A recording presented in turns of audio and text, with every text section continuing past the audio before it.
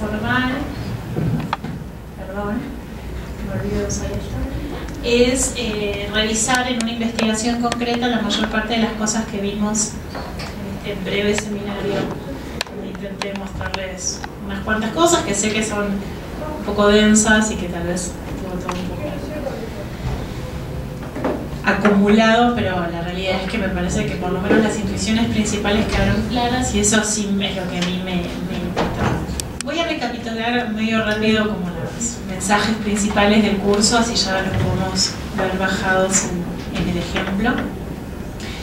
La primera cosa que me interesó mucho señalar es que la metodología de investigación es mucho más que decidir ser quanti o quali, que por algún motivo, no sé, no tengo muy claro por qué se instaló mucho en la tradición de investigación de nuestros países, que el método es quanti o quali, digamos, y a lo sumo aprender herramientas concretas del tipo cuantitativas, el stata, cualitativas, el atlastío, lo que fuera. Y en realidad este era un llamado a decir que por favor, digamos, seamos conscientes que hagamos lo que hagamos, utilicemos el método que utilicemos, siempre tenemos que pensar primero en el diseño de investigación.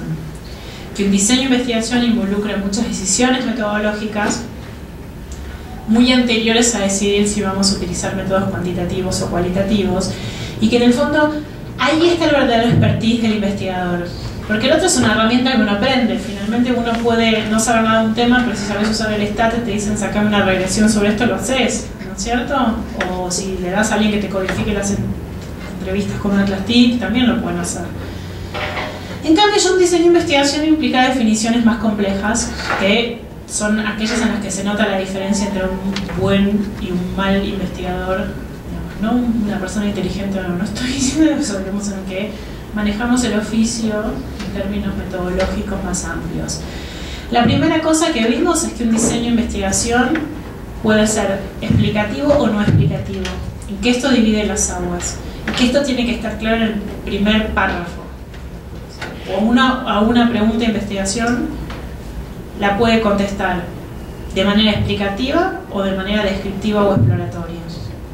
Para que sea explicativa, a esa pregunta de investigación siempre le ofrecemos como respuesta tentativa, a ser contrastada empíricamente luego, una hipótesis, sea quanti o sea quali. Si no hay contrastación de hipótesis, no hay función explicativa. A través de la hipótesis que nosotros proponemos para contestar esa pregunta de investigación, ya estamos del lado de un diseño de investigación explicativo. Es decir, pretendemos establecer inferencia causal.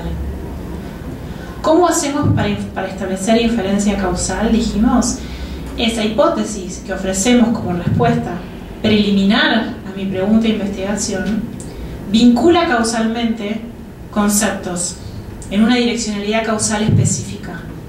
Por ejemplo, mayor crecimiento económico, mayor democracia, mayor estabilidad de los gabinetes, mayor capacidad de implementar políticas públicas.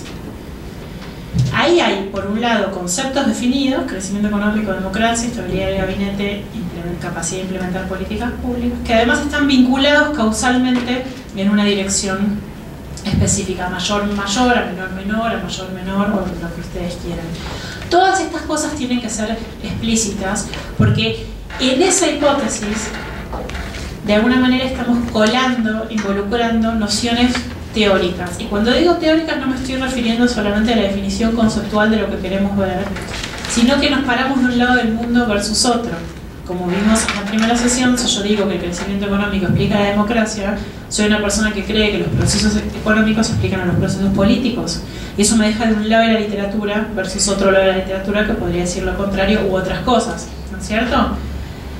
Fíjense que eso ya implicó entonces ser capaz de establecer una pregunta. Que esa pregunta se le ofrezca una respuesta preliminar y tentativa en un formato de hipótesis que vincule como mínimo dos conceptos que luego serán variables porque asumirán diferentes valores en una direccionalidad causal específica. Esos conceptos los tengo que definir y luego medir. Cuando los defino, circunscribo la cantidad de casos a los que va a aludir mi concepto. Si democracia son solo elecciones, entran más casos que si democracia son elecciones, pluralidad de medio, más de un sistema de partidos que pueden entrar en elección, justicia social, o sea, más atributos le pongo al concepto, menos casos se ven reflejados y quedan subsumidos bajo ese concepto, porque es más exigente el concepto. Con lo cual, dígame si ahí no hay un montón de consecuencias metodológicas en la mera definición del concepto. Eso es mucho más difícil o desafiante en algún punto que saber hacer una regresión, porque es artesanal, lamentablemente, no hay ningún soft que lo haga por nosotros. Esos conceptos que vamos a medir a través de transformarlos en observables, es decir, la democracia no la podemos ir a observar hasta que no la operacionalizamos en indicadores, es igual que en lo cuántico. Hacemos un proceso de operacionalización, por eso ni me metí en eso, porque se supone que ya lo sabemos. Sí es cierto que tenemos que, igual que en lo cuántico, también ser conscientes de que tenemos que hacer de manera explícita, establecer una regla de agregación de esos indicadores, que sea cual y no significa que yo no diga qué pasa. Bueno, si mi concepto tiene 5 dimensiones, para que yo diga que haya democracia, tienen que cumplirse los 5, con 3 alcanza, hay uno que es condición sine qua non y los otros no. Digo, también eso es tarea del investigador. ¿Okay? Vimos entonces que ya estamos en el mundo de los diseños de investigación explicativos. Y ahora vamos a decidir ser muy revolucionarios para la historia de las ciencias sociales y contestar esa pregunta de investigación con métodos cualitativos, sin renunciar a la función explicativa. Ahora sí es cierto que esa inferencia causal que vamos a hacer con un diseño de investigación explicativo nos permite acceder a un tipo de explicación diferente a la que podemos acceder con un diseño de investigación que utilice metodologías cuantitativas. Básicamente es una causalidad que por definición no es generalizable. ¿Por qué? Porque no es probabilística. Yo elijo los casos con sesgo sobre el valor de la variable dependiente. Lo que pasa es que me hago cargo y lo explicito. Y no tengo pretensiones de generalizar. Entonces toda la crítica de que hay que ir bien adelante de una manera se desdibuja, porque yo no estoy buscando generalizar, yo estoy buscando capturar complejidad causal. Vimos que la causalidad a la que podemos acceder con diseños de investigación que utilizan métodos cuantitativos es probabilística, es aditiva, nos permite controlar mucho mejor por explicaciones alternativas, pero es más débil en que no nos permite capturar la complejidad causal en el sentido de las secuencias en que se dan los procesos de larga duración, la complejidad causal, cuando son combinaciones de causas donde viene una que genera otra, que genera otra, que genera otra, y que en realidad no es un problema porque no es que hay necesariamente causalidad entre ellas, sino que son partes del proceso de desarrollo de las variables. Y vimos también que una vez que estamos en el método cualitativo, tenemos que entender que para explicar siempre tenemos que comparar. La comparación es una función explicativa, con lo cual siempre que estemos en un estudio de n igual 1, es decir, un estudio de caso, por definición no podemos estar explicando nada. Podemos estar interpretando, podemos estar generando hipótesis, ¿no? Lo que decíamos el otro día hacia el final de la sesión, cuando me preguntaba sobre el... no sé cómo se llama el de... o sea, por supuesto que cuando uno hace un process tracing y hace un rastreo dentro de un caso, está generando una hipótesis. Lo que uno no está haciendo es contrastando esa hipótesis para poder afirmar que ahí hubo causalidad. Habría que hacerla viajar a como mínimo 2 casos para ver si varían en la direccionalidad causal que yo establecí que era sensato esperar que sucediera, para que se contraste esa hipótesis. Hasta ahora lo que hicimos fue generar una hipótesis. Entonces vimos que el método comparado es aquello que nos permite, tanto en quanti como en quali, testear contrastar hipótesis, y que solo la comparación es una función explicativa. Vimos el método comparado y vimos el método de la diferencia. Vimos que lo ideal es trabajar con el método de la diferencia, pero también dijimos que muchas veces en la realidad no encontramos no casos, entonces trabajamos con método del acuerdo, sabiendo que tiene un problema inherente al propio diseño de investigación, que es que al no tener no casos puede ser que estemos encontrando que una variable es interesante cuando en realidad desaparecería si no estuviera presente en el... si agregáramos, no casos de nuestro caso. No nos metimos con eso, pero vimos que en quali, así como en quanti, es clave que la muestra sea probabilística, es decir, que todos los casos de mi población tengan la misma probabilidad de entrar a mi muestra. En quali es clave la selección de los casos. Cuando yo elijo el no caso de mi caso, el no caso tiene que ser un caso donde podría haber sido posible que existiera mi variable dependiente. Tiene que haber estado presente la variable y haber medido el negativo, no estar ausente la variable. ¿Okay? Un no caso de revolución industrial no es hoy. No tiene sentido. Argentina hoy. Bueno, ok. tiene que haber sido un país en ese momento en donde era factible que se desarrollara, pero asumió un valor negativo la variable. Vimos que el método del acuerdo y el método de la diferencia arrastran la lógica, digamos, del pensamiento cuantitativo en términos de pensar variables de manera no interconectadas entre sí, por supuesto, porque siempre en los estudios cuánticos nos estamos peleando contra la posibilidad de la multicollinearidad entre las variables, o sea, queremos evitar la endogeneidad, entonces por supuesto son variables realmente independientes entre sí, si hicimos las cosas bien, pero la realidad es que dado que en cuántica estamos buscando la complejidad causal, tiene sentido pasarnos un paradigma, que es el que propone Reiching, de dejar de pensar en función de variables y pensar en función de atributos de casos. Y es lo mismo, porque esas variables en última instancia también son atributos de casos, no es cierto que estén flotando por el aire, son disquisiciones conceptuales y formas heurísticas que encontramos de manejar pedacitos de la realidad, digamos, porque en el mismo sistema político existe la democracia y los movimientos sociales, digamos, ¿no? Que los inventé, pero les damos tratamiento como si fueran realmente independientes, y acá vamos a darle tratamiento como si fueran interdependientes, pero no por eso estamos apelando a un método etnográfico donde estamos buscando que todo se vincule con todo. Queremos establecer vinculación entre las cosas, pero conceptualizarlas de manera separada, de modo tal de más o menos de estar siendo prolijos metodológicamente. Entonces ahí les mostré el enfoque del QCA, les conté cuáles eran las intuiciones teóricas y metodológicas subyacentes a este método comparado. Es un método comparado que se empieza a pensar en función de condiciones o atributos de los casos y se razona en términos de lógica combinatoria. Siempre vamos a tener varias condiciones o atributos, o sea, variables, pero ahora las llamamos diferentes, que se combinan de una manera dada en un caso particular, en un momento histórico específico, que gatillan el resultado de interés. Ahora, esa causalidad puede ser múltiple, puede haber otra configuración de hechos que genere el mismo resultado y a la vez es coyuntural en el sentido de conjunctural, no de la coyuntura, sino que es una combinación, una conjunción de factores el que genera el resultado. Claro que yo pierdo la posibilidad de acceder a saber cuál es el efecto causal de cada uno de esos atributos por sobre el resultado. Yo eso no lo sé, pero sí gano en saber que es complejo y que no es una sola cosa y que es una combinación de ciertas cosas la que genera el resultado y que además de que es una combinación puedo tener otra combinación que genere el mismo resultado. Ahí ya dimos un paso hacia avanzar hacia lo que se supone que los quali nos permite, que es capturar la complejidad causal. Porque quedarte en un diseño de investigación explicativo cualitativo con solamente con dos casos y método comparado es un poco insatisfactorio porque no podés generalizar, a la vez tampoco estás dando un paso pero no estás capturando del todo la complejidad causal.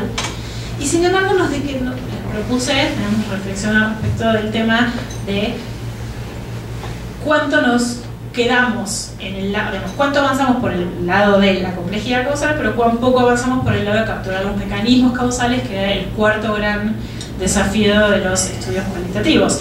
Por un lado sí queríamos capturar complejidad causal, pero también queríamos capturar los mecanismos causales. Dado que perdemos la posibilidad de acceder a los efectos causales, no nos quedemos sin acceder a los mecanismos causales. Vimos que los mecanismos causales eran el cómo, aquello que me permitía entender cómo mi variable independiente generó mi variable dependiente. No si lo generó, no era el efecto causal, sino el mecanismo causal. Y que para eso existe una herramienta que se llama el process tracing, que es lo que vimos la vez pasada. Vimos que el process tracing está en discusión todavía, que viene de la historia, que por ende al principio estaba muy centrado en capturar decisiones de comportamiento de agentes para, digamos, desarmar macroprocesos, y que a partir del 2005, desde la propuesta de definición de Bennett, empezamos a pensar que el process tracing nos sirve también como herramienta para capturar mecanismos causales en procesos macro. Vemos que hay tres tipos de process tracings: un process tracing más vinculado a testear teorías generales, en donde yo ya generé una hipótesis y ahora quiero ver, digamos, si ese mecanismo viaja bien a diferentes casos. Les dije que mi sensación con ese primer planteo de process tracing, a mí personalmente se me desdibuja un poco el sentido, porque pasa a tener un rol más bien de variable interviniente y pierde, digamos, esa cualidad de ser algo inductivo dentro de una estrategia de investigación explicativa deductiva, porque finalmente yo estoy partiendo de una hipótesis para testear, para contrastar algo en un dominio empírico específico. Ya establecí que existe causalidad y la parte más como cual de este asunto era poder ir al caso, rastrear el cómo de manera inductiva, que le hablé del contexto específico del caso. Si lo bajo de una, es Es cierto que ese mecanismo causal lo hipoteticé en base a un rastreo de procesos de un caso, pero se me desdibuja un poco la riqueza cualitativa, digamos, que vendría a complementar la parte explicativa más tradicional, porque finalmente con el QCA lo que logré es complejidad causal, pero sigo en un modelo hipotético deductivo. La parte inductiva de lo cual, y todavía como que me lo perdí, ¿no es cierto? Después hay una segunda estrategia, que es esta que yo les propongo, en donde efectivamente el process tracing, digamos, sirve como para complementar una teoría de rango intermedio, en donde justamente establecí causalidad y acá puedo capturar mecanismos causales específicos. Después hay una tercera variante que también se usa mucho, que es muy empírica, muy empírica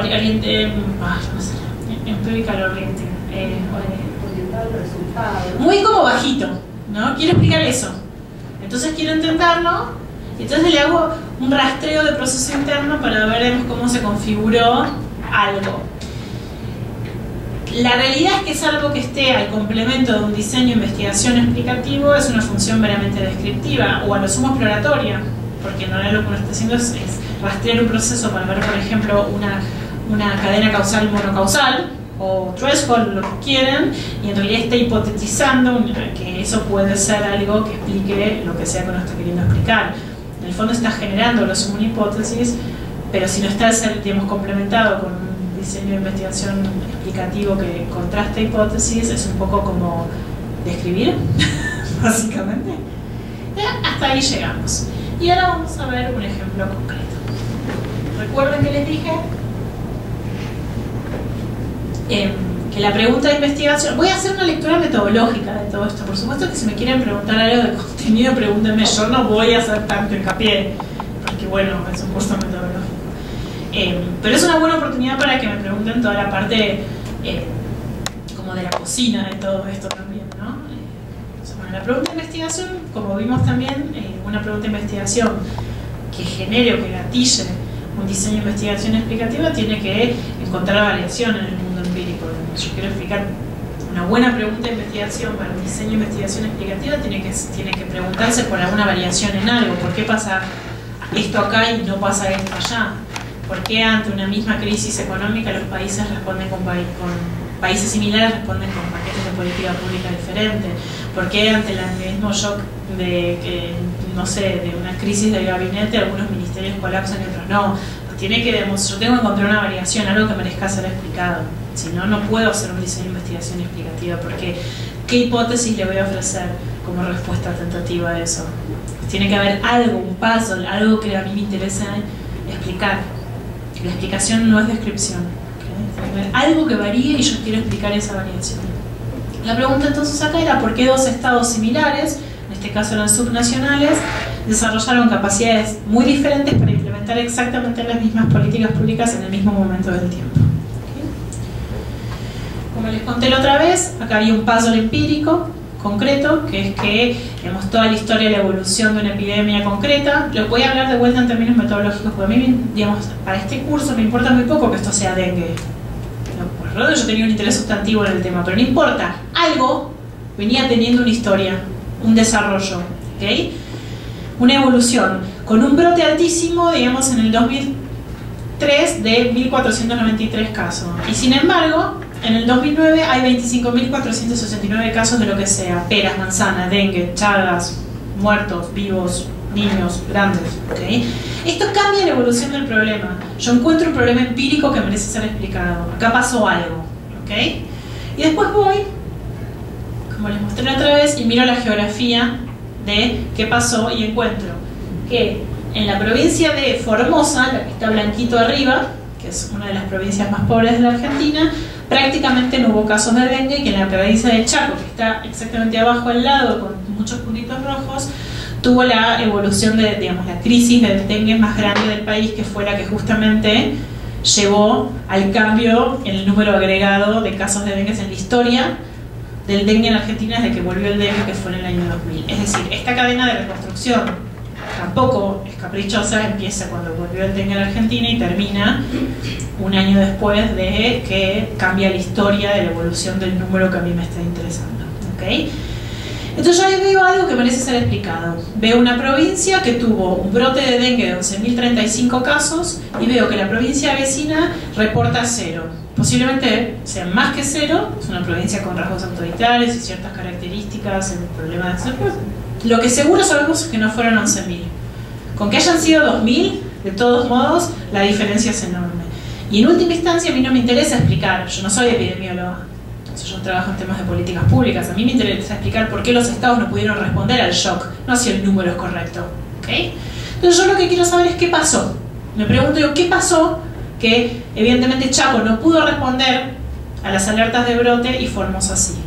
Mi intuición teórica es que la respuesta está en el Estado y eso es lo que yo voy a salir a investigar. Por supuesto, tengo una variable de control. Como les decía la otra vez, no vaya a ser que yo esté explicando una excepción y que lo que esté pasando ahí te sea explicado por una explicación alternativa del tipo la temperatura, vino alguien de Paraguay y los contagió porque llegaron todos en un camión a Chaco que es vecina y en la Formosa no llegó nadie, digamos, ¿no? Yo tengo que descartar explicaciones alternativas, no vaya a ser que yo esté haciendo una investigación sobre una excepción. No, yo quiero estar explicando algo, como estoy en una estrategia de construcción de teorías de rango intermedia, por supuesto que tiene bajada empírica, pero también quiero que tenga algún aporte a la disciplina. A mí me gustaría que mi pregunta viaje bien a otros dominios empíricos, porque esto en el fondo, metodológicamente hablando, no es acerca del dengue, es acerca de por qué dos estados parecidos desarrollan diferentes capacidades de responder al mismo shock exógeno. Esa es la lógica metodológica con la que uno piensa investigaciones. Entonces, no importa, tengo una variable de control y veo que efectivamente con otras variables epidemiológicas que tienen el mismo nivel de edad, pasa lo mismo. Formosa responde bien, Chaco responde mal. Y así me quedo tranquila metodológicamente de que no estoy explicando una excepción. ¿Qué hago con esto? Todavía no hice nada. Si yo a esa pregunta no le ofrezco una hipótesis como respuesta tentativa, no estoy haciendo un diseño de investigación explicativo. ¿Okay? Y todavía no dije nada, si esto era quali o de quanti, les dije cuál era mi preocupación. Yo veo que hay un problema empírico, dos estados similares tienen capacidad de responder diferente a ese mismo problema empírico. Básicamente, dos entidades, shock exógeno, una va para acá, una va para allá, pregunto por qué. Ahora sí me pongo a leer literatura. Bueno, ¿qué puede estar pasando? Por supuesto que tengo intuiciones, leo el diario, me dedico a esto, trabajo, ¿no? No es que estoy en un laboratorio. Me pongo a leer. Y yo tengo una hipótesis que dice lo siguiente. A mí me parece, digo yo inicialmente, que a mayor estabilidad de los gabinetes ministeriales, o sea, el Poder Ejecutivo de las provincias, aumenta la capacidad para desarrollar políticas públicas exitosas.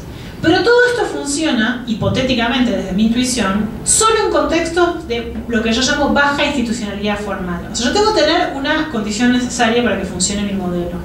Básicamente, hay un antecedente que funciona, digamos, como principio de posibilidad de mi hipótesis, que es que en nuestros países las reglas no predicen comportamiento. ¿Okay? Y que a medida que baja la predecibilidad de predecir, perdón, la redundancia, comportamiento en función de lo escrito, pasa a tener un peso explicativo mucho mayor la permanencia de las personas en sus cargos. ¿Ok?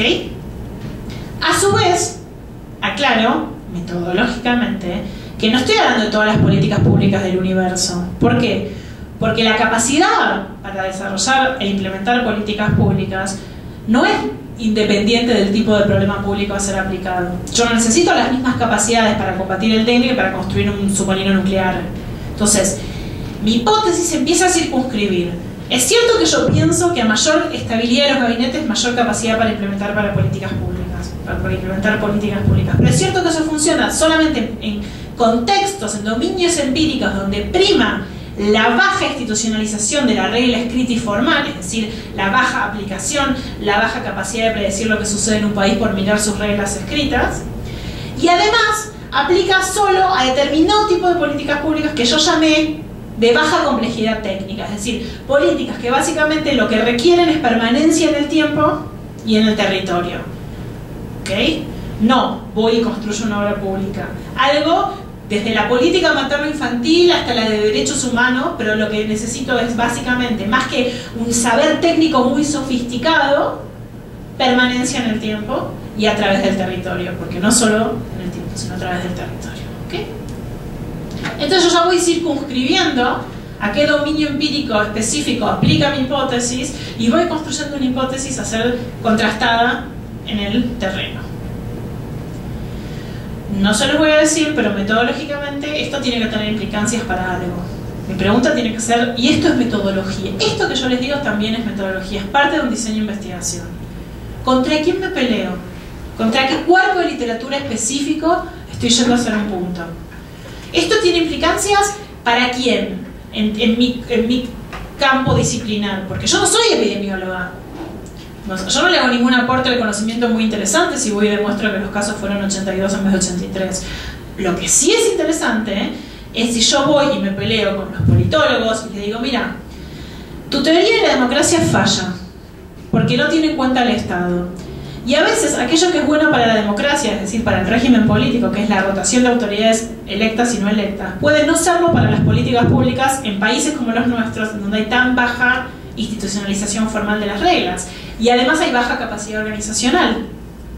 Entonces, el argumento es, la democracia no necesariamente trae mejores políticas públicas, no es automático, porque la democracia, que debate en pluralidad de intereses en el Congreso, implementa esas decisiones que se debaten en pluralidad de intereses y de grupos de interés y en los espacios públicos a través de un aparato estatal concreto. Si ese aparato estatal tiene baja capacidad organizacional, son burocracias débiles, y además no logramos que las reglas tengan peso, es decir, que las reglas trasciendan la rotación de los actores, evidentemente empieza a tener un peso explicativo mucho más fuerte la permanencia de los actores. Ahora, si los actores permanecen en su cargo y no rotan, que es lo que necesito para que haya políticas públicas, evidentemente estoy en contextos menos democráticos, ¿no es cierto? Yo necesito encontrar estabilidad en algún lado si quiero implementar políticas públicas. Si esa estabilidad no me viene por el lado de las reglas y no me viene por el lado de la capacidad organizacional, qué sé yo, en Francia o en Alemania te cambian las personas y la burocracia funciona como maquinita, sola, no importa. Tenés procesos culturales y organizacionales arraigados que funcionan por sí mismos. En México y en Argentina cambias a las personas y se cae todo. Volvés a empezar de cero. Entonces, aquello que es bueno para el juego político democrático, que es la alternancia, en algunos contextos, para determinadas políticas públicas, juega en contra. No estoy haciendo una oda de los autoritarismos. Lo que digo es que el llamado de políticas públicas necesitas estabilidad. Si la fuente no surge donde tiene que salir, es decir, si no hay reglas que trasciendan a la rotación de los actores y no hay capacidades burocráticas que permitan anclar procesos administrativos que trasciendan la rotación de los actores, si no lo corregís por el lado de las reglas o por el lado de las organizaciones, bueno, las personas y su permanencia en los cargos vienen a corregir subóptimamente, digamos, lo que la democracia no genera, ¿ok? Contra esto me peleo yo. Digo, este es mi punto.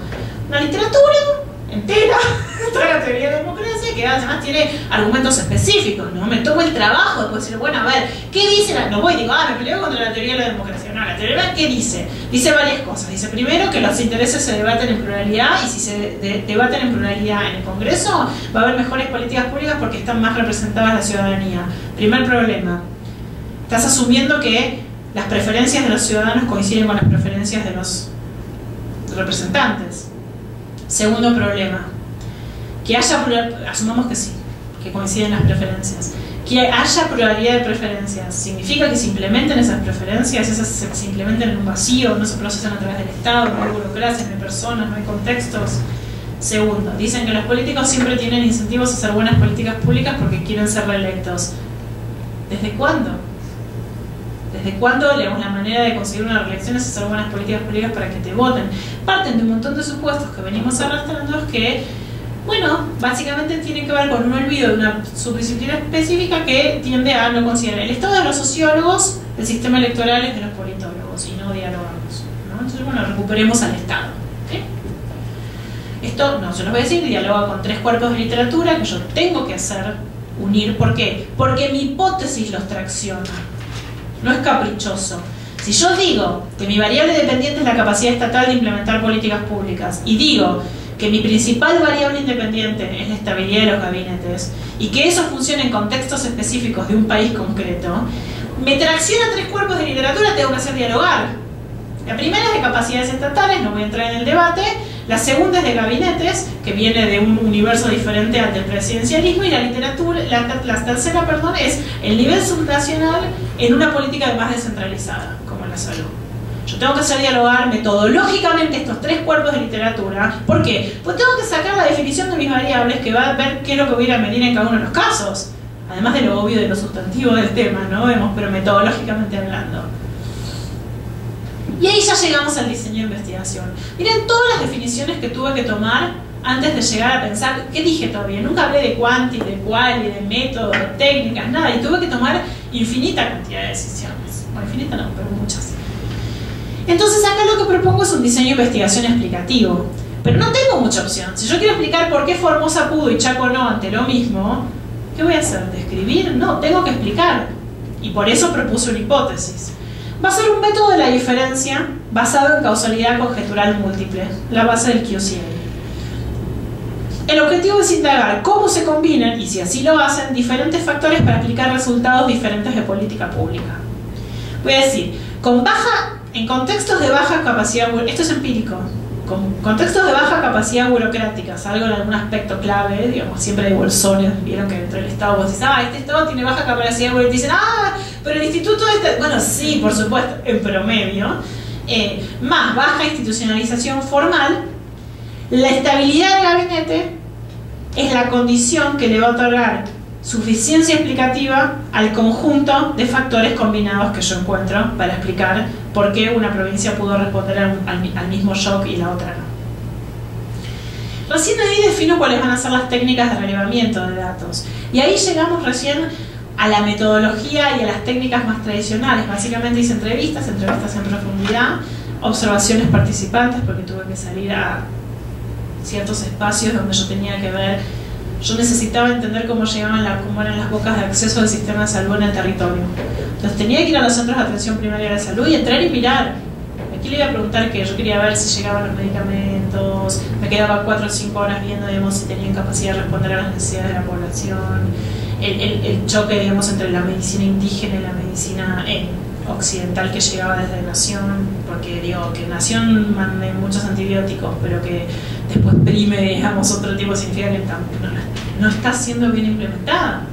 O sea, abrir una ventanilla de Nación en el nivel subnacional no significa implementar políticas públicas, ¿no es cierto? Luego de relevar los datos, obviamente usé 3 estrategias de análisis de datos, que son las que les presenté a ustedes. Comparación de congruencia entre casos, que se acuerdan que era, digamos, el método comparado, rastreo de procesos, y esto lo hice que no se los presenté a ustedes porque no importa, pero tampoco se los voy a presentar ahora. Agregué más casos para fortalecer, digamos, el argumento que yo estaba proponiendo y ver si viajaba bien la hipótesis que yo había logrado contrastar en mis casos específicos en otros 2 casos de Argentina, que es algo que, sin llegar a hacer todo el trabajo de campo, permite legitimar los resultados que encontré. En Quali uno, digamos, tiene que hacer también ciertos controles, así como en Quanti se utilizan otros controles. Acá está el modelo analítico que yo le puse los valores para esta presentación, en donde esto es una truth table, solo que al revés, digamos, o sea, como ven ahí. Acá tengo 2 casos, tengo el valor de la variable dependiente en la última fila, y ahí viene, digamos, la combinación de mis variables. Básicamente tengo la primera fila, que es, no hay que llamarla variable, son condiciones. La primera fila, que es la institucionalización formal que existe en donde sea que esté mirando. La segunda, que a mí me interesaba ver, que la metí ahí, es si había la posibilidad o no de la reelección, que no importa, porque hay países, provincias, no importa, donde no hay reelección, pero hay tremenda permanencia. Por ejemplo, en la otra provincia que yo elegí para utilizar como caso informal, que fue, digamos, bueno, otra que no se les voy a mostrar, lo que termina sucediendo es que pasa el gobernador, que se lo pasa al hermano, que se lo pasa al sobrino, que vuelve al gobernador. O sea, eso se puede sumar como continuidad también. No siempre que la regla formal no permite la reelección no significa que no haya continuidad en la gobernación. Después, lo que llamé capacidad burocrática, que es mi variable dependiente, que se subdividió en 5 dimensiones, que a su vez se subdividieron en infinita cantidad de dimensiones, no importa. El punto es que todo eso se medía con diferentes indicadores. Yo medía la capacidad fiscal presupuestaria, la capacidad técnico-administrativa, la capacidad de coerción, la capacidad de generar información, la capacidad de alcance en el territorio y de densidad. Densidad significa que además de llegar a muchos puntos en el territorio estén bien repartidos con relación a las necesidades de la población. No significa, si yo voy a un lugar y mido cuántos centros de atención primaria de salud tiene, y mido el otro y tiene menos, y digo, es mejor el que tiene más, no necesariamente. Cómo están repartidas con relación a las necesidades de la población, entonces es alcance ajustado por densidad. Luego las características del problema público, que yo estoy tratando de entender, y por fin la variable la condición que yo considero que le otorga suficiencia explicativa al conjunto de condiciones combinadas, que es la estabilidad de los gabinetes. Y ahí vemos simplemente institucionalización baja en ambas, Chaco tiene posibilidad de reelección y Formosa no, ambos tienen el mismo problema público, que yo tengo que controlarlo porque, digamos, si yo quiero que este modelo analítico viaje a otros dominios empíricos y se los paso a ustedes se tienen que ir a fijar si no están queriendo comparar manzanas con peras. Después veo que tiende a medir las dos provincias prácticamente bajo en todo lo que es la capacidad burocrática del Estado, salvo dos aspectos en Formosa, que al principio me pusieron muy nerviosa porque yo esperaba que Formosa sea muy malo y después me di cuenta que tenía todo el sentido del mundo, porque es la capacidad policíaca y la capacidad de hacer obra pública, típico de una provincia autoritaria, en donde digamos, el gasto público va todo a propaganda oficial, entonces hay como mucho más ladrillo en el territorio y una capacidad policial brutal, lo cual para este tipo de políticas públicas resulta ser clave, porque los tipos te fumigan, o sea, ahora les voy adelantando como el final de la película, pero la política de Formosa es cualquier caso compatible con dengue, fumigo, 8 manzanas a la redonda del hogar posiblemente infectado, contra toda la normativa internacional, haciendo pelota al medio ambiente, pero logro controlar la epidemia. Y de hecho, avanzo sobre el territorio privado de los ciudadanos porque me conseguí la orden de un juez, corruptísimo, pero no importa, o sea, para su legalidad es mucho más legal, digamos, formal que Chaco, que me permite entrar con una maestra para legitimar ante el hogar, la policía para que me abren la puerta y el fumigador que manda el Estado, a toda casa compatible, cuando tu pibe tuvo fiebre y te fumigo, básicamente, ¿no? De una manera súper agresiva, controlando así los brotes epidémicos. Por supuesto que no hacen solo esto con dengue, pero esto terminó siendo muy compatible con el estudio de caso en profundidad, ¿no es cierto? Con relación a las características de la política, vemos que ahí sí, como es intuitivo, dan de manera completamente opuesta en Formosa y en Chaco. Ahora lo vamos a ver en detalle. Esto es la truth table que yo me tengo que poner. Acá lo que hice fue como, nada, todos mis indicadores operacionalizados, me fijé en los casos que van acá y llené la tablita. Y después me encontré con esto y dije, bueno, pensemos, ¿no? Entonces, vamos al análisis de los casos. ¿Qué es esto, Les voy a leer las filas, para que las tengo que poner en diferentes PPTs. Entonces, empezamos por las cuestiones que tienen que ver con el régimen formal. Voy y me fijo en los casos. Formosa es una de las provincias menos competitivas de la Argentina. Tenemos al Partido Justicialista, básicamente el peronismo, que está en el poder desde 1983. Infran, que es el gobernador, está desde 1995. El trabajo de campo terminó en el 2000. Bueno, igual sigue, así que es lo mismo. Infran cambió la constitución y las reglas electorales repetidas veces para asegurar su continuidad interrumpida. Por ejemplo, se votaba por mayoría representativa y pasó a representación proporcional. Cuando se le armó un frente que lo podía derribar dentro del Congreso, volvió a mayoría simple y así. Chaco, en cambio, es una de las provincias más competitivas de la Argentina en términos del diseño institucional formal. Muestra altísima rotación electoral y alternancia partidaria, incluso es una de las únicas provincias de la Argentina que tuvo un partido provincial propio, digamos, no del bipartidismo propio de la Argentina, que es el radicalismo y el peronismo. Y además los márgenes con los que gana el gobernador electo son significativamente menores que en Formosa, lo cual es llamativo. Las provincias en general, no sé si acá pasa lo mismo en México, pero en Argentina los márgenes con que gana el gobernador son altísimos, son 60%, ¿no? Algo impensable en nación, por supuesto. Con relación, esto barrí las primeras dos, ¿no? La reelección. Con relación a la situación sanitaria de las provincias, veo que no hay diferencias significativas entre ambas provincias que puedan explicar los diferentes resultados en el brote. Es decir, controlo metodológicamente que no haya otros factores que estén explicando lo que yo creo que tiene que ver con la presencia del Estado. Comparten las características ambientales, tienen más o menos igual población, son igual de pobres. En mortalidad infantil, ambas provincias muestran desempeños extremadamente pobres. ¿Por qué puse mortalidad infantil? Mortalidad infantil es una variable muy sensible a las políticas públicas, entonces en general siempre se usa de control, porque si algo está funcionando bien debería pasar algo bueno. Ambas presentan muy baja cobertura en términos de salud de la población, y en ambas prevalece el sector provincial público, es decir, no hay salud privada en general en las provincias así, en los establecimientos con internación. Y paso a la medición de lo que llamé las capacidades burocráticas y las de características de las políticas públicas y de la estabilidad, que es, si recuerdan, mi principal variable independiente, que terminó siendo una condición que le otorga suficiencia explicativa al fenómeno, pero que en la edición...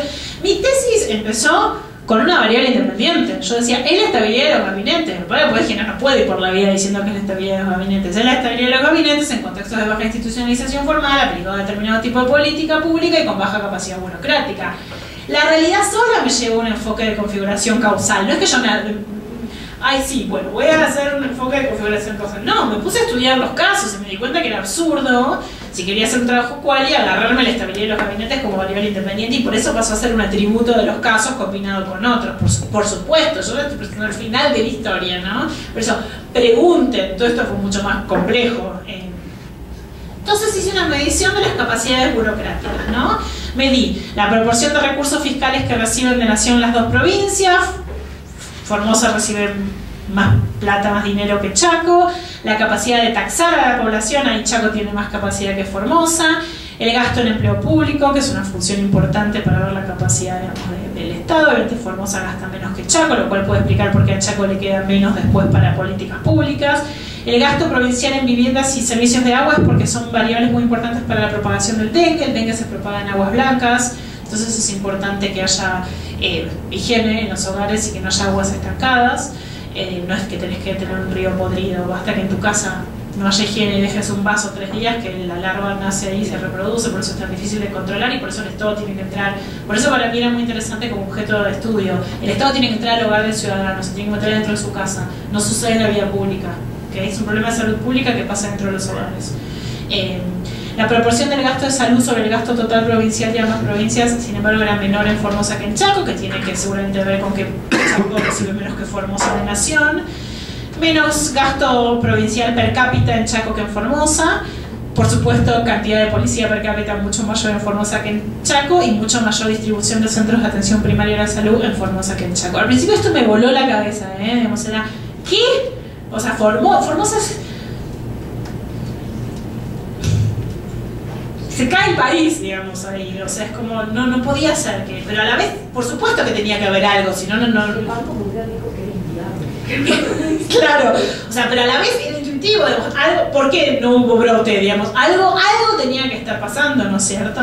Bueno, aparentemente tienen mucho mayor centros de atención primaria de salud, tienen mucho mayor policía y gastan mucho más, en parte porque reciben mucho más, porque tienen cero capacidad de taxar sobre la población, ¿no?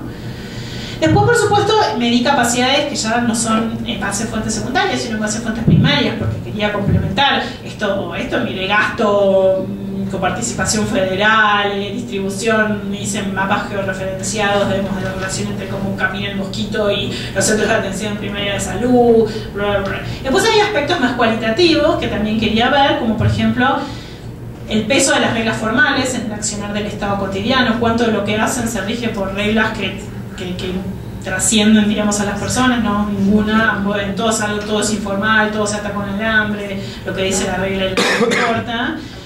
Sin embargo, en Formosa pesan mucho más las reglas informales que en Chaco. Ustedes saben que una de las principales enseñanzas de todos los que estudiamos estos países de baja informalidad es que en general baja capacidad de implementación de reglas formales generan altas capacidades de reglas informales que suplantan, digamos, la existencia de la regla formal, se desarrollan rutinas que son las que priman, salvo que vivas en la anarquía como en Chaco. En Formosa hay mucho mayor coordinación informal que en Chaco, ahora les voy a explicar por qué. Ninguna tiene autonomía en el manejo presupuestario. Chaco tiene muy baja inercia organizacional y Formosa alta, con relación a algo que a mí me interesaba particularmente en el ángulo de los derechos. En Formosa tiende a primar una idea no consciente, sino que es el resultado agregado después de la intervención estatal de primacía de los derechos colectivos por sobre los individuales, y en Chaco de primacía de los derechos individuales por sobre los colectivos, se murió un montón de gente, pero no entraron en la casa de nadie sin permiso. Con relación al alcance, acá lo que hice fue triangular, digamos, y bien vi que tenía un hallazgo fuerte, que era que Formosa tiene mayor alcance en el territorio y mayor capacidad de coerción por parte de la policía. Hice entrevistas en profundidad, por supuesto, porque este era el hallazgo duro de mi tesis, y efectivamente Formosa tiene mayor alcance y tiene mayor capacidad de coerción. Esto no es nuevo, pero es triangulación. Y después me fui a fijar cómo son las políticas en Chaco y Formosa, y miré determinadas características. Miré la pertinencia, es decir, que la respuesta estatal sea adecuada a los protocolos y a las normas internacionales. La flexibilidad es cuando hay cambios de rumbo dentro de la misma política, no que le interrumpo, sino que tengo capacidad de adaptarme. Y rigidez es cuando me mantengo a fuerza, a pesar de que la realidad imponga que tengo que ser flexible. La estabilidad es la estabilidad en el sentido de permanencia en el tiempo, y la legitimidad tiene que ver con la aceptación de la política por parte de los que la van a implementar, por ejemplo, que no la rechace la burocracia por ser heredada de otra gestión.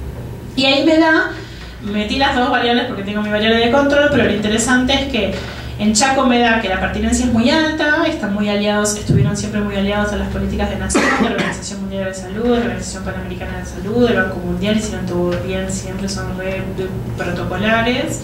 En cambio en Formosa es hiper baja, básicamente hacen todo lo que no hay que hacer. Chaco es muy rígida, está tan apegada a las normas internacionales y tiene una estructura burocrática tan débil que no tiene capacidad de darse cuenta cuando tiene que adaptar. Formosa hace lo que quiere porque de por sí nunca se apegó a ninguna regla que no sea la que ellos quieren. Por ende, en Chaco la estabilidad de las políticas es súper baja porque básicamente aplican reglas que no sirven para nada, y cada vez que cambia un funcionario se vuelve a empezar todo de cero, y como las reglas no trascienden los actores, vuelven a hablar con nación, vuelven a leer lo que hay que hacer, y es una persona. Entonces, digamos, hay un costo de aprendizaje enorme y siempre están como, le falta, como decimos en Argentina, 5 para el peso, y llegan tarde a todas partes. En Formosa es altísima. Y la legitimidad es bajísima porque todos se enojan porque me vino heredado y esto que hicieron los anteriores, y en Formosa es altísima. ¿Qué pasa? Antes de entrar a la variable independiente. Esta es la situación. En Formosa, desde 1983 están las mismas personas en el poder, y desde 1995 está el mismo gobernador, y desde el 2000 está el mismo ministro de Salud con el mismo equipo de 5 personas.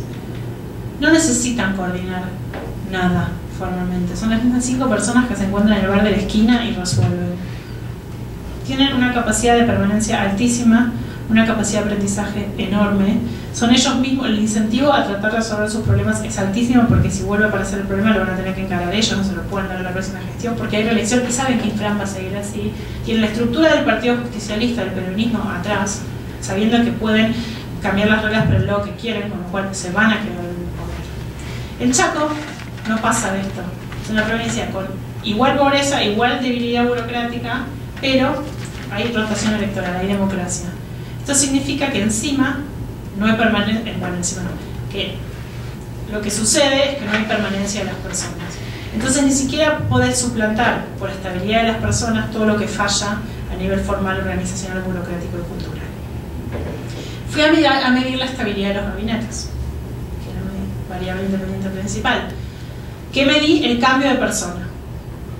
La unidad de análisis es el cambio de persona, que no la cantidad de personas, sino cada vez que cambió. En Chaco observo que los ministros nunca continúan si hay elecciones y cambio de partido.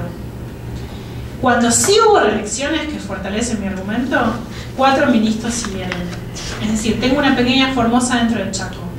Siempre que haya posibilidad de reelección, tiende a permanecer más la gente cuando hay elecciones, y cuando permanece más la gente se generan aprendizajes organizacionales que permiten enfrentar políticas públicas de este tipo de características. Desde 1983 vemos en Chaco que hubieron 64 ministros en el Poder Ejecutivo, 11 ministros de Salud, y el Poder Ejecutivo pasó de 4 a 7 ministerios, o sea, se duplicó prácticamente. En Formosa, desde 1983 cambiaron solo 3 gobernadores, 7 ministros de Salud, y desde el 2002 siguió el mismo. Y el Poder Ejecutivo no cambió de tamaño. No tengo más acá. Son vecinos, igual de pobres, es todo igual. No importa, ahí hice la medición de la estabilidad de los gabinetes en las 2 provincias. Y tomé Nación como parámetro para saber qué era mucho y qué era poco, ¿no es cierto? Entonces encuentro que en Formosa la estabilidad es de promedio para administración de 0,33, y en cambio en Chaco es de 0,81. Eso significa que en Chaco cada ministro que asume el poder enfrenta casi la posibilidad de 1% a no terminar su periodo. ¿Okay? Esto es altísimo. Perfecto. Llegué a un punto en donde yo entendí que mis intuiciones eran correctas, que tenemos que hablar de diferentes capacidades burocráticas que tienden a ser bajos, pero que Formosa destaca por dos características: que esto solo sucede en contextos de baja institucionalización formal aplicado a determinado tipo de políticas públicas. Y sin embargo sigo sin saber qué pasó. Ahora sí sé que efectivamente hay mayor estabilidad de gabinete en la provincia que tuvo mayor capacidad de responder, que esa estabilidad de los gabinetes se conecta de alguna manera con que haya mayor coerción y mayor presencia del Estado en el territorio, pero no sé cómo. No sé cómo. Que yo diga que la estabilidad de los gabinetes es 0,31 en Formosa y 0,81 en Chaco, y que muestre que hubo un brote en Formosa, hubo un brote en Chaco y no hubo un brote en Formosa, todavía no es nada, porque estoy en un diseño de investigación cualitativo y no te conté el mecanismo causal. Establecí causalidad, te demostré que medí así, que ahí hay algo, pero si yo les contara mi interpretación sin proponer piezas de evidencia empírica, estaría haciendo literatura, digamos, ¿cierto? Entonces, ahora tengo que ir a tratar de encontrar qué es lo que pasa. Entonces veo que hasta el año 2008, en Chaco, hubo una misma persona en la única subsecretaría que dependía directamente del ministro. En Chaco en general hay unidades, hay unas estructuras jerárquicas enormes, pero por algún motivo epidemiología dependía del ministro. Y hubo una persona que, a medida que rotaban los 64 ministros, los 11 ministros de salud, los 20.000 subsecretarios, al tipo no le tocaban. ¿Okay? Entonces este doctor P estuvo a cargo del área de epidemiología durante todos esos años, desde el 2000 hasta el 2008.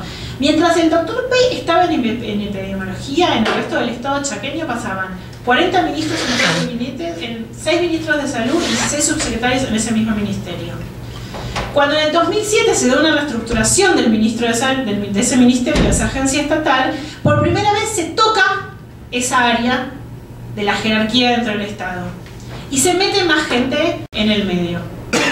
Empieza a perder estabilidad, una estabilidad precaria en un contexto de inestabilidad absoluta que explicaba en cierta manera que Chaco venía comportándose más o menos bien en términos de dengue hasta el 2007. ¿Qué pasa? En el 2008-2009 Chaco, por definición, por su debilidad, que era una cosa medio inevitable, enfrenta una terrible crisis de gabinete por cuestiones totalmente coyunturales, ¿no? Mi gobernador estaba casado con una loca que, digamos, de verdad, que además era la ministra de salud, que le quemaba la ropa en la calle y le tiraba vidrios, una telenovela. Pero estaba de mujer, digamos, que ahora es diputada de nuestro país, genera una crisis muy grande, digamos, se generan en estas provincias con tanta debilidad, cualquier crisis genera en todos lados, ¿no? Hay un shock económico, te lleva puesto ministro de Economía, te lleva puesto presidente, que si no te lleva puesto ministro, ¿no? En nuestros países se lleva puesto 20 ministros, subsecretarios, de todo, y se acelera la rotación. Y contagia un área que habría venido más o menos preservada en todos esos años, que es el área de epistemología. Imagínate, de epidemiología. Entonces, ¿qué pasa? Ahí empiezo a encontrar que en Chaco se combinó inestabilidad general con baja capacidad burocrática en todas las dimensiones del Estado, con una excepción en el área de epidemiología que se mantuvo estable, mientras que había mucha rotación y falta de estabilidad general en salud. Básicamente encontré una especie de Formosa dentro de Chaco dentro de esos años. Problema. Esto muestra la importancia del mecanismo causal para la explicación.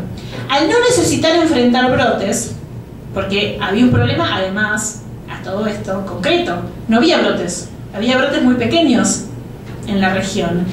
Alcanzó con un solo doctor P en epidemiología. Él lo que hizo fue construir una red informal de contactos y se movía él solo en su coche. Yo lo entrevisté varias horas este señor, Y hacía eso, cuando había un brote se iba con su coche, lo internaban, lo lavaban, lo fumigaban, lo metían ahí y se iba a su casa. Como no había muchos brotes, con una sola persona se mantuvo controlada la situación y en ningún momento sintió la necesidad de generar o un equipo, o normas, o capacidades burocráticas. En cambio, en Formosa, la vida quiso que enfrentaran pequeños brotes un poco más intensos. Con la expectativa, además de saber que ellos iban a quedar en el poder, tuvieron que desarrollar reglas informales a partir de las interacciones repetidas entre los actores y con relación al brote que enfrentaban, para poder enfrentar el problema que estaba sucediendo y que sabían que se iba a volver a repetir más adelante. Hacia el 2007-2008, como consecuencia, cuando volaron al Dr. P, toda la inestabilidad general que había en Chaco hasta ese momento contagió esa área concreta del Estado y a la vez empezaban a aumentar los casos, como también sucedía en Formosa. Claro, se empezaban a ir bien y no había con quién hablarlas porque no había nadie y porque obviamente había un equipo nuevo y cada equipo nuevo tiene que ponerse a estudiar los manualcitos de la Organización Mundial de Salud de cero porque por supuesto cada uno, o sea, llegas y te queman, esto no es un chiste, es literal, te queman todo, pero esto pasa en Nación también, o sea, sí, es clásico, ¿no? Llegan a presidencia, esta cosa de la transición institucional del régimen, de las presidencias que hay en Estados Unidos, que es como una obligación de transmitirlo, no sé, cosas, por supuesto que no existe, ¿no? Llegaste, quemaron todo, empecé de cero. Entonces, ¿qué pasaba mientras tanto en Formosa? A medida que en Chaco retiran a la única persona que generaba una falsa estabilidad por su buena presencia y la conjunción de que justo no había brotes, lo que impidió, digamos, la necesidad de generar el mecanismo causal explicativo. Claro, en Formosa pasaba lo siguiente: había interacción entre pocas personas, todo el equipo son 5. O sea, de todo esto que les estoy hablando es una persona en Chaco y 5 en Formosa, pues a ver, no. Pero a la vez había pequeños brotes, apareció el problema, entonces tuvieron que hacer una estrategia de aprendizaje y desarrollaron una regla informal muy estable, recontra legitimada por el Partido Justicialista, porque se alejaron de todas las buenas prácticas nacionales. Perdón, se está filmando esto, no, bueno. Es como que es bruto eso, ¿no? Es como decir, a ver, ¿cómo son brutos, no? Es decir, voy a desconocer toda la investigación del mundo. Claro, ¿qué pasa? Asumieron, eran 5, tuvieron 300 casos. Vino Infran y dijo, no, necesito los votos, hagan algo, vamos a fumigar. Funcionó. Bueno, repetimos. Ahora, no, vienen las delegaciones y dicen no puede ser. Y de hecho, ellos te cuentan, no saben los problemas que teníamos en todos los congresos y qué sé yo, pues están destruyendo el medio ambiente en algún punto. Pero consiguieron una legitimación interna. Tienen una orden de un juez. Punto. Es un sistema federal. No, local. Obvio. Pero en un país federal, la salud está descentralizada. Tienen potestad, o sea, tienen derecho. Bueno, algo. Entonces, ¿qué hacen en Formosa? Son 5 personas. Saben que se van a quedar en el poder. Saben que hay reelección. Saben que manipulan las reglas si necesitan, es decir, van a volver a enfrentarse. Están obligados a desarrollar una regla informal que suplante la poca eficacia de todas las reglas formales, porque existen, vivimos en un mismo país que les llegan directivas de nación que deciden ignorar. Deciden ignorar, pero tienen la capacidad de basarse en el partido político para que les saque la orden del juez que legitime que el Estado penetre en el hogar de los ciudadanos. Pero yo te dicen, no, porque nosotros entrábamos con una maestra para que la gente no se sienta, claro, como agredida con la policía por si la cosa no funcionaba y el fumigador, ¿no es cierto? Entonces fumigan todo y a todos hasta en Paraguay. Se fueron hasta Paraguay a fumigar. O sea, es grave. Entonces agarraron y cuando había una alerta cerca se iban y fumigaban igual, porque tenían la orden del juez. Y como muchos de los votos de Infran son comprados a los paraguayos, que es la frontera, hay cruce constante y es verdad, los tipos decían, bueno, si me vienen de Paraguay con el dengue, se me hace un brote a mí. Pero además de esto, desarrollaron una estrategia, además de una regla informal y aprendizaje de coerción legal, no sé si legítima, pero por lo menos está ahí puedo tener una discusión con mi comité de tesis. Toda mi defensa de tesis se basó, creo, en si esto era legal y legítimo, porque los peronistas, por supuesto, les parecía que orden de un juez, ¿no?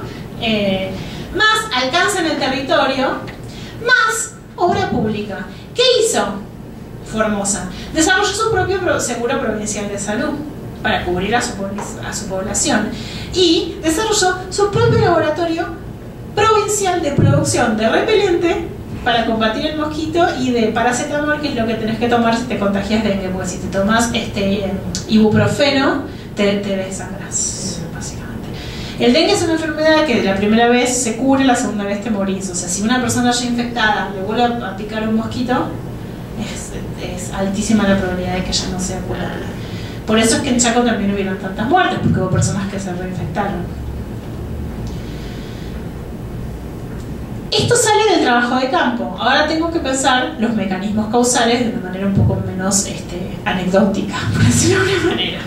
¿Okay? Entonces, dadas esas condiciones combinadas, ¿cómo lograron combatir el dengue? Dadas todas esas condiciones combinadas, ¿cómo un Estado de tan baja capacidad burocrática, ¿okay?, en un país con baja institucionalización de reglas formales, logró combatir un problema público, mientras que el Estado vecino, que es muchísimo más democrático por todas las definiciones formales que se te ocurren en el mundo y que además tiene mayor capacidad, se supone, estatal en cosas tales como capacidad de taxar a la población, respetar los derechos de las personas, digamos, todo lo que uno desearía, sin embargo, está un poco exitoso en términos de políticas públicas. El mecanismo causal básicamente consiste en rutinas repetidas que generan reglas informales y estables compartidas que influencian las conductas de los actores. Es decir, Chaco no logró generar una regla informal que suplantara la regla formal que no estaba funcionando. Formosa sí.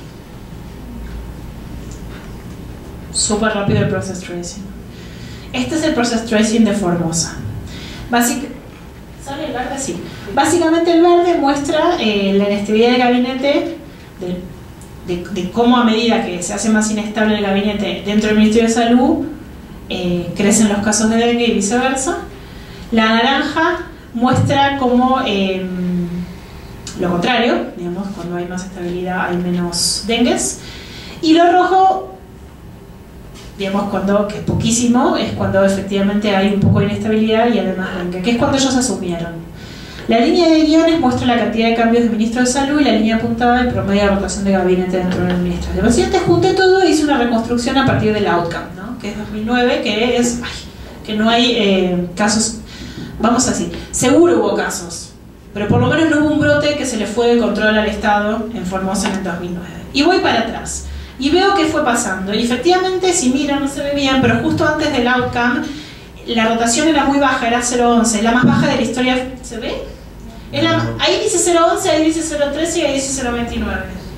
O sea, el momento más alto de inestabilidad del gabinete fue cuando ellos asumieron, que además justo coincide con que reapareció el dengue en Argentina, el comienzo del process tracing, ¿ok?, que están los puntitos rojos.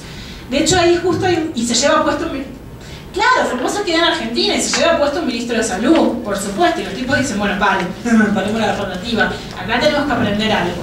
En el 2002 entonces asume el primer ministro de salud, que logra quedarse hasta el final de hoy, o sea, sigue ahí básicamente, y empiezan a bajar. ¿Qué hace? En el 2002 crea el laboratorio provincial público, porque dice, che, bueno, acá hay un negocio, tenemos que generar nuestro propio repelente y nuestro propio fumigador, y mi regla va a ser fumigar. En el 2003 amplían la estrategia para incluir los municipios aledaños de Paraguay, vendiendo el repelente, por supuesto, ¿no? En el 2003, además, logran consolidar con la orden del juez esta estrategia de ir contra las reglas internacionales, de producir el propio repelente y el paracetamol y de fumigar las 8 manzanas de los casos, alrededor de los casos compatibles con dengue, pero además extender la estrategia hasta Paraguay. En el 2003 logran plasmar esto en la Constitución. O sea, generan una regla informal y le construyen legalidad interna, me voy a decir legitimidad. En el 2004 van por más. Creemos nuestro propio seguro provincial de salud. ¿Por qué no? Si estamos yendo contra todo. Y ahí los agarra con el segundo brote de dengue en la provincia, pero ya de la mitad de casos que la primera vez. Y los tipos tienen la estrategia totalmente aceitada y salen a responder. ¿Qué pasa con el tercer brote de dengue? 10 casos, nada, un chiste. Se sienten súper exitosos. ¿Qué pasa en el 2009? Chaco se incendia, hay alerta epidemiológica nacional, aterriza la nación entera, estuvimos en emergencia nacional, estaban todos los ministros en la provincia de Chaco y tratando de combatir el mosquito, y en Formosa estaban todos así como mirando felices con su propio mundo aparte. Mariana, ¿cómo haces digamos, estos son una manera gráfica de explicar el tema, ¿no? Es un capítulo, eso sí. Sí, para presentarlo acá. No, pero está buenísima la estrategia expositiva, quería nada más confirmar que era... Solo es una estrategia expositiva. Sí. Digo, esto es un capítulo que... Tengo que decir que esto se le ocurrió a un asistente de investigación porque se lo merece. No lográbamos encontrar una manera de que no sean 800.000 filminas, ¿no? ¿Qué pasaba en Chaco? Vemos que hasta el 2007 había un contexto epidemiológico favorable, al mismo tiempo que la estrategia se reducía a una persona y a su red informal. Sin embargo, había una rotación bastante alta en promedio, porque era de 0.4 promedio en el Ministerio de Salud. Vemos que en el momento que reaparece el dengue en Argentina hay un cambio de ministro, 2 subsecretarios, pero la cosa se mantenía más o menos estable. Lo único que logramos capturar en el proceso tracing es que efectivamente había alta inestabilidad de los gabinetes. Ahora, en el 2007 hay un efecto threshold que acelera todo el proceso. En realidad es como diciembre del 2007, 2007-2008 sería. Se retira el doctor P. Pelizardi de epidemiología, lo retiran, no, se retira. Y ahí vemos cómo se acelera todo el proceso. O sea, da una reestructuración del Ministerio de Salud, se lo complejiza, es típico cuando no sabes qué hacer, típico de los gobiernos que enfrentan un shock, ¿no?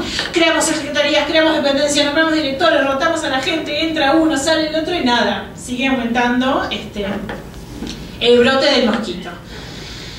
Y sigue habiendo una ausencia de estrategia del control del vector, sea formal o sea informal. Digamos, hasta ahora Pelizardi se fue con su red informal, siguen habiendo algunos brotes, no pasa nada. En el 2008 cambia el Ministerio de Salud, de vuelta a reestructurar. A ver, no sé si entienden, en un año se vuelve a reestructurar todo el ministerio, ahora epidemiología la van cambiando de un área al otro, la ponen, le sacan a la gente, crean su secretaría, viene un préstamo. Ah, porque además a todo esto el nuevo gobernador era como re pro norteamericano, entonces venía PNUD, como un sistema de tablero de control, de indicadores, una sala de vectoría, que yo, y la gente se sigue muriendo, ¿no? Y vemos cómo se empiezan a hacer, o sea, a ver, acá quedó medio rara la exposición gráfica, pero porque no entraba. Pero si miramos, no pasa nada muy importante hasta el 2007. Acá no es una cadena monocausal. Claro, si hubiera sido una cadena monocausal, seguro que se podía desarrollar el mecanismo causal. Pero no, es así, es ¡rum! ¡Chau! Se fue todo al demonio. ¿Ok? La lógica es al mismo periodo del tiempo, pero el outcome se desarrolla súper diferente en Formosa que en Chaco. Por algo en Chaco tuvo un brote tan absurdo en algún punto, porque todo es como mucho más exagerado. A partir del 2009 se acelera la rotación de personal, pasa de 0.4 a 1.14. O sea, ya es más de una vez seguro, cada vez que asumes un cargo, más de una vez seguro te cambian, digamos, por año. Es la medición, ¿eh? No es por administración, por año. 2 cambios de ministro de Salud en el 2009, 9 de subsecretarios de Salud, olvídate.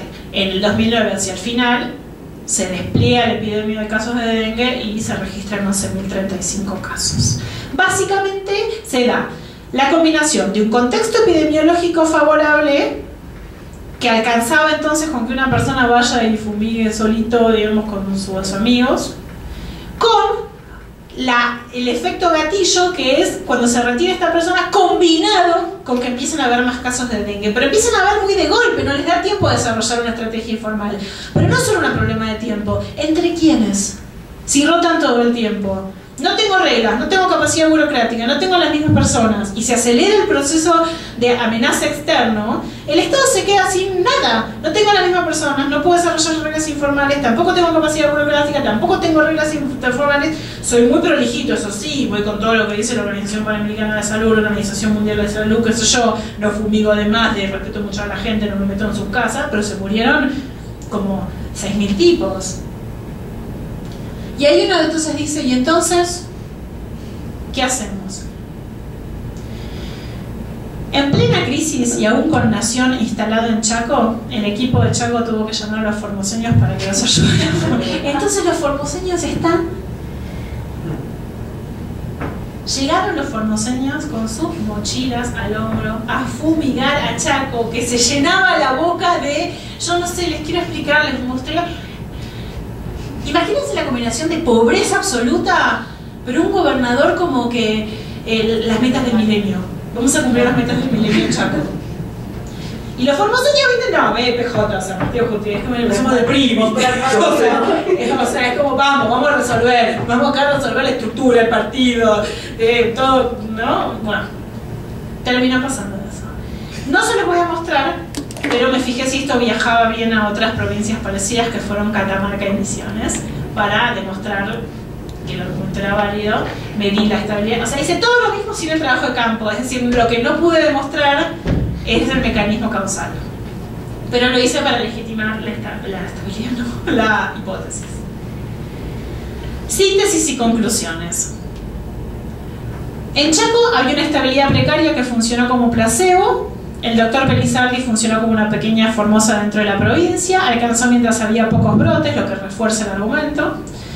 No se desarrolló ni regla informal por no ser compartida entre varios, o sea, ni influir conductas, porque yo no digo, porque a mí se me ocurre que no hubo desarrollo de regla informal. Tomo una definición concreta, trabajo ese concepto y digo que es una regla informal y me fijo si se desarrolló en Formosa y si se desarrolló en Chaco.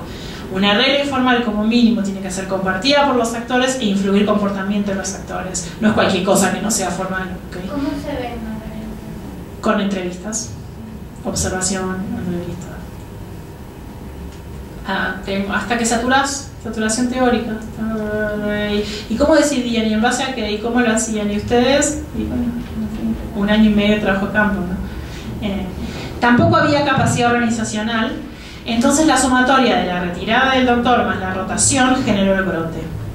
En Formosa hay menos democracia, pero hay desarrollo de capacidad estatal consistente con ese tipo de gobiernos, que es coerción legal y alcance en el territorio, es decir, obra pública. El desarrollo de una política que se aleja de todas las prácticas nacionales e internacionales y que se apoya justamente en la continuidad del poder político, porque nadie se va a mandar a hacer una política ilegítima si no sabes que vas a tener el aguante en el largo plazo del partido político con su propia legalidad. Por supuesto, vivimos en un mundo, ¿no es cierto? Con relación al aporte a la disciplina hay un refinamiento, y les mostré todo esto, hay una idea de refinamiento conceptual de la noción de capacidad estatal, que es algo que todo el mundo utiliza y nadie mide, una crítica a la teoría de la democrática, la idea de, sobre todo la idea de que el debate en el Congreso más el mecanismo electoral genera automaticidad entre el diseño institucional del régimen y buenas políticas públicas, la idea de que en democracia hay mejores políticas públicas. Hay una variable de larga duración para que se desarrolle el mecanismo causal. No puede suceder, como en el caso del Chaco, que es que entre que se va a Pelizardi y pasa el brote hay 2 años y cambian las personas. Se necesita interacción entre las mismas personas y expectativa habilitada por la regla formal de continuidad en los cargos para que haya incentivos a aprender, más el apoyo político para que la regla que se desarrolle se aleje de las normas internacionales. Es decir, para que se desarrolle el mecanismo causal tiene que pasar que las personas sean las mismas, que interactúen a través del tiempo, que logren desarrollar una regla informal y que tengan el incentivo de saber que van a seguir interactuando a través del tiempo y que entonces tiene sentido alejarse de las normas internacionales y tener el apoyo del partido político local, por supuesto. Implicancias teóricas: la democracia no tracciona automáticamente buenas políticas públicas, hay que repensar esta noción.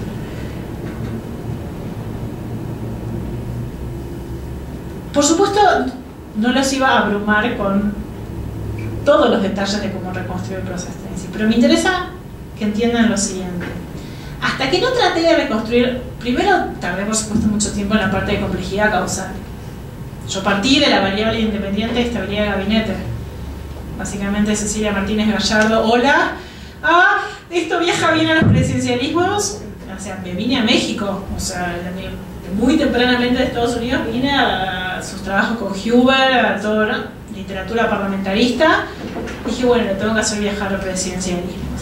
Cuando empecé a mirar la data de los casos, me di cuenta que estabilidad de los gabinetes funciona en contextos particulares, digamos, o sea, importa en los sistemas presidencialistas si la regla formal no tiene peso, porque son las personas las que vienen, digamos, a compensar de manera subóptima la incapacidad de la regla por trascender la rotación de las personas. O sea, a ver, para hacer políticas públicas que necesitan estabilidad del tiempo, necesitas generar una fuente de estabilidad por algún lado. O viene de las reglas, o viene de la capacidad burocrática, o viene de la permanencia de las personas. Por algún lado tiene que venir. Si no tenés capacidad de implementar reglas, porque nadie les da bola, no tenés capacidad burocrática, en aquellos espacios donde las personas se queden en el poder, vas a tener mayor capacidad de implementar políticas públicas de esas características. ¿En dónde se quedan más las personas? En regímenes autoritarios. ¿Por qué? Porque hay posibilidad de reelección, por un lado, pero es cierto que teórica y empíricamente esa afirmación no coincide. Yo podría tener posibilidad de reelección y rotación. No alcanza. El factor estabilizador es la permanencia de las personas, no que la regla me habilite la permanencia de las personas. No está en el lado del régimen, está en el lado del Estado. Porque yo podría tener una regla que me habilite la reelección permanente, pero podría haber rotación de personas. O sea que el core de mi variable independiente está del lado del Estado, no del régimen político. El régimen político pasa a ser condición necesaria. Chicos, les quiero decir algo. Estuve como un año confundida con esto. Gervasoni me lo hizo notar en un seminario. Al principio yo arrastraba, porque claro, empíricamente en mis casos coincidían que las provincias que tenían reelección justo había permanencia de los ministros, pero teóricamente bien puede pasar lo contrario. Y ahí me di cuenta que mi verdadero factor causal es la estabilidad de las personas dentro de los ministerios, no que la regla habilite a que se queden los gobernadores. Que justo coincide que si se quedan los gobernadores suelen quedarse los ministros, es empírico, no es teórico. Teórica pueden ir de manera separada. Y eso me hizo cambiar mi variable independiente y pasar directamente a la estabilidad del gabinete. Al principio mi variable independiente era la reelección del gobernador. Y ahí fue cuando me di cuenta que en realidad no era una característica del régimen, sino del Estado lo que a mí me importaba. Y que entonces el régimen pasaba a ser condición necesaria. Pero no suficiente, porque podía pasar. Tuve que empezar a jugar con una causalidad combinatoria, no empezó así. ¿Okay?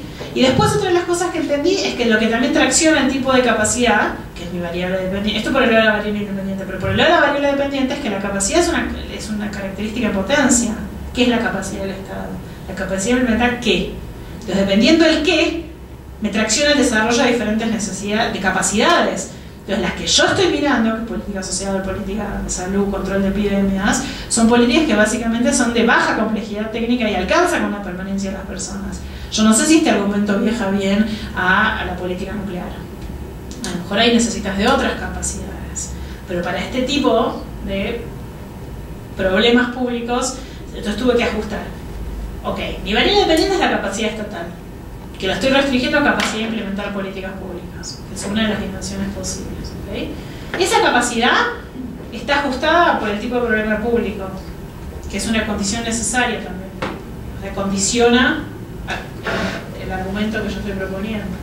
A su vez, mi variable independiente es la estabilidad de los gabinetes, no la posibilidad de la reelección, que pasa también a ser una condición necesaria.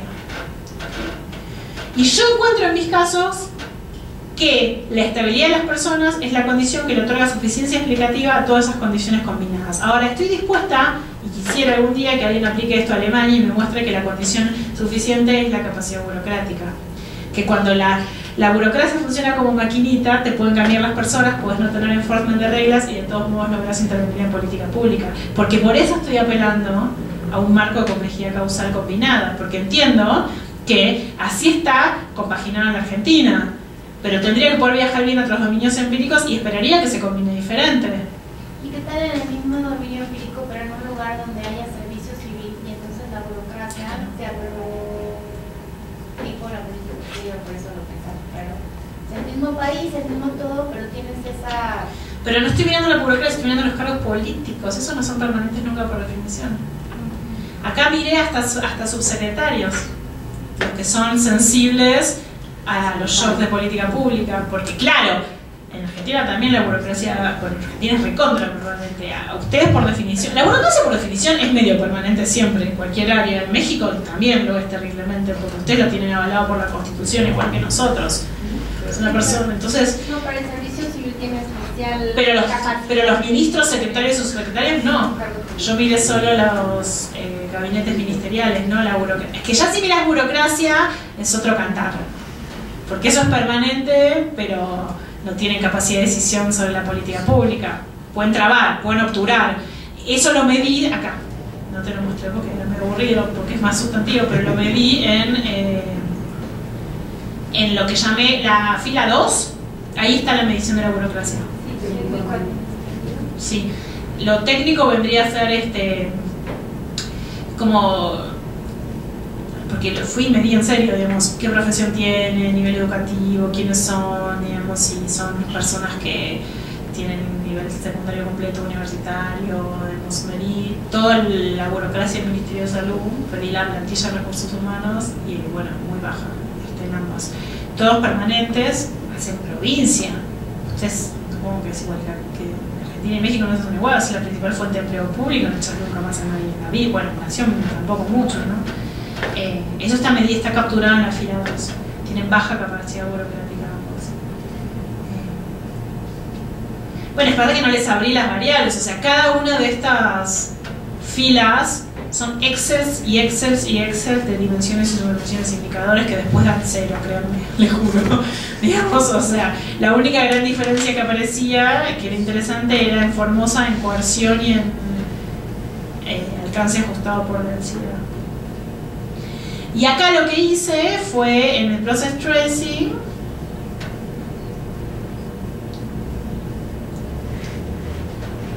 es de la variable dependiente para atrás. Fui reconstruyendo. A ver, y acá se me hizo una cadena monocausal de largo plazo, con eventos de aprendizaje, como todo pausado, vas viendo la secuencia y es todo reincremental, baja de 0.29 a 0.11, pasando por 0.13, y en Chaco viene todo 0.04, ¡trum! 1.14, brote, 15.000 casos, ¿no? Como la primera es una cadena monocausal, la segunda es un efecto gatillo. Ninguna, no tiene ninguna coyuntura crítica ni ningún path dependency, porque, ojo, yo no encontré en Formosa mecanismos de reproducción institucional, que es lo que la definición dice. Entonces no lo puedo llamar path dependency, lo pensé, pero no es reproducción institucional, es reproducción informal, en base a experiencias compartidas entre los mismos actores. Yo creo que retiran los actores y se cae todo. Por eso no hablé nunca de path dependency como mecanismo causal en Formosa. El trabajo teórico en el capítulo, que lo pueden ver, de por qué lo llamo reglas informales, estables y no path dependency, porque, bueno, la esencia del path dependency sería justamente que haya reproducción institucional formal, ¿no?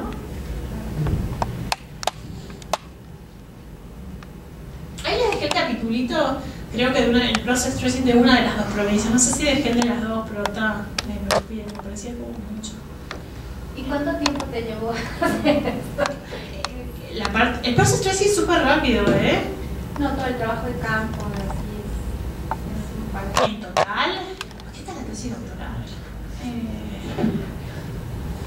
Sí. No. Sí. Pero mirá que, digamos, yo hice la tesis doctoral trabajando full time, así que iba y venía, o sea, duró también. Mi estadía más larga fue de 5 meses continua, que fue como al principio cuando todavía estaba en Estados Unidos. Después ya, neto, debe haber sido 1 año y medio, como si hubiera estado 1 año y medio seguido, ¿no? En el campo, pero repartidito no fue todo seguido. Yo creo que si no lo hace seguido, tal vez tarda menos, porque no como, no sé. Sí, tarda, ojo. Fue la primera vez que lo hacía. Este año hicimos una investigación también que no fue a propósito, se terminó configurando como algo de configuración causal porque nos pasaba lo mismo. O sea, es como, no, pará, esto funciona con esta condición antecedente, con esta condición necesaria, ajustando por acá, y lo hicimos en 1 año. Trabajando full time, ¿eh? Y muchos cursos, mucho teaching en esta Argentina, ¿no? Claro, digo, es muy posible, o sea, es como todo, la curva de aprendizaje la primera vez hasta que uno, porque al principio tenés que leer cómo su proceso tracing, como no, después como que uno ya funciona.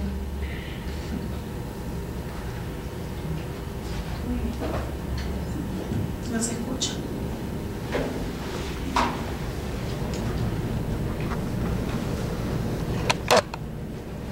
Cuando hiciste las cajitas de variables, algunas que podías cuantificar y otras que eran cualitativas, hablabas de reglas formales y reglas informales, y los más y los menos. Esa partecita, ¿nos cuentas un poquito más cómo se construye la parte cuanti? No, porque me parece más como intuitivo, pero ¿cómo llegas ahí a establecer esa como, además es comparativo, ¿no? Es si hay más o menos en relación con el otro, ¿no? Sí, porque todo está en este diseño explicativo. Acá lo que hice fue básicamente, yo tenía mi operacionalización de variables, después te la paso. No, te paso si lo ves. Imagínense una tabla de Excel gigante, horrible, en donde yo tenía la variable dependiente, ¿no? Que era capacidad estatal. ¿Está? Entonces yo tenía acá en las filas la primera dimensión, que era la fiscal, la segunda coerción, creo que la segunda era técnica administrativa, yo ni me acuerdo, pero no importa. Técnica administrativa, bueno, las 5, ¿no? Que a su vez se abrían en un montón de otras filas, ¿no? El fiscal tenía presupuesto, a ver si lo... No, lo tengo que tener en mi Dropbox. Ah, ¿y esto tiene internet? Sí. Sí, se lo muestro, es más fácil, ¿no? Sí. Entonces, me hice un mapa de con qué técnica relevar cada cosa. Y les voy a mostrar.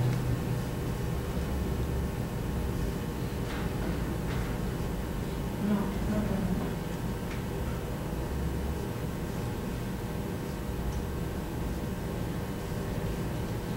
puedo.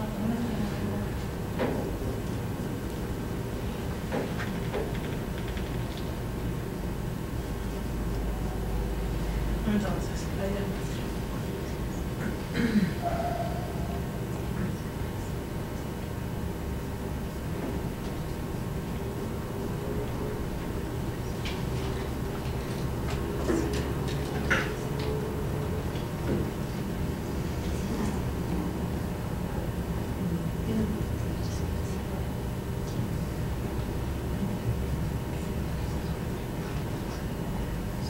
Ya va,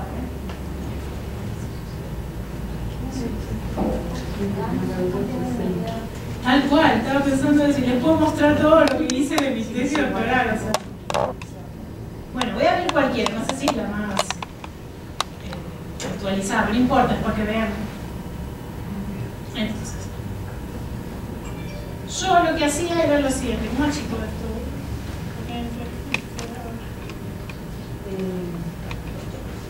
Pon solo lo menos. Para ver. Bueno, entonces yo tenía acá la dimensión.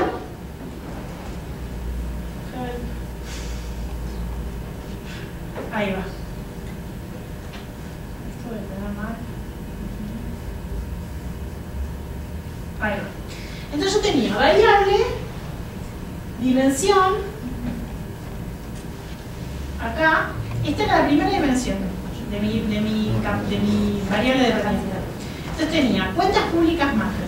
Entonces tenía que averiguar el presupuesto provincial, el presupuesto per cápita, el total, y me ponía, digamos, las provincias, y acá me ponía la fuente de donde lo tenía que sacar. Y había una tabla incorrecta, pero en otras me ponía la técnica con la que lo tenía que relevar. Entonces yo iba por la vida en el trabajo de campo, acá, con esto. Entonces, por ejemplo, la fiscal presupuestaria es casi toda de fuentes secundarias, ¿no? Entonces pongo fuentes secundarias, páginas web, Ministerio de Economía Integros, Ministerio de Economía Provinciales, publicaciones provincias, informes oficiales, cuál es la técnica de relevamiento. Así con cada una de las dimensiones, de las subdimensiones de la dimensión fiscal presupuestaria. Después la técnico-administrativa. Quiero pasar esta porque también tiene fuentes primarias. Yo medía atributos organizacionales, diferenciación funcional, existencia de agencia específica en el aparato estatal, dependencia jerárquica, año de creación, la fuente donde iba a sacar. Por ejemplo, acá tenía que triangular también con fuentes primarias. ¿Ok? Y me ponía entrevista al ministro, subsecretario, ¿ok? Entonces yo iba con este mapa y después le llenaba el valor directamente. Yo tengo una regla de agregación. Entonces, por ejemplo, burocracias, medía cantidad de empleados de la agencia, perfil profesional de las agencias, coerción. Con cada una de las cosas yo tenía mi fila de subdimensión, la fuente donde lo tenía que sacar y el tipo de técnica con lo que iba a relevar. Y después volcaba los valores hasta llegar a agregarlos al 0101 que vos viste.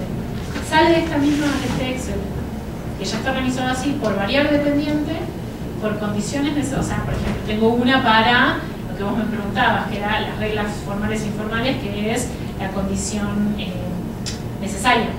Tengo una por cada cosa. Para variable dependiente, para variable independiente, para las necesarias, tengo la operacionalización. Entonces, por ejemplo, para las reglas informales, me fui con la definición. No me preguntaba, ustedes cuando toman nuestra decisión, ¿cómo lo hacen? ¿En base a qué? ¿Y eso está escrito en algún lado o no? ¿Cómo comparten el presupuesto? ¿Informalmente o hay una disposición? ¿Hay disposición? ¿Se cumple o no se cumple? Anotar, ¿no? Y anotaba, y volcaba. Y después pasaba a esto que vos decís.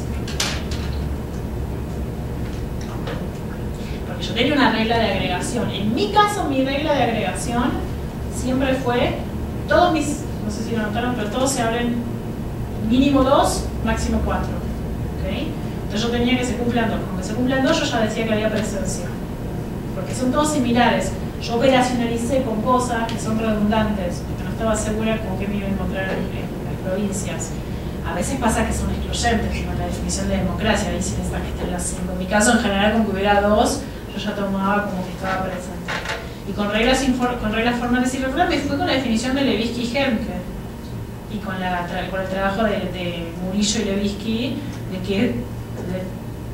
de cómo medir reglas formales e informales, lo operacionalicé y pregunté, y fui llenando, así. Lo mismo con coordinación, me preguntaba si la coordinación era formal, si se pasaba por escrito, y tú así con 200 millones de tipos, tabla por tabla, Excel por Excel, y después lo fui volcando. Sí, es... No hay un soft. Y así vas midiendo la presencia. ¿Y esto es solo presencia o ausencia de la variable dependiente?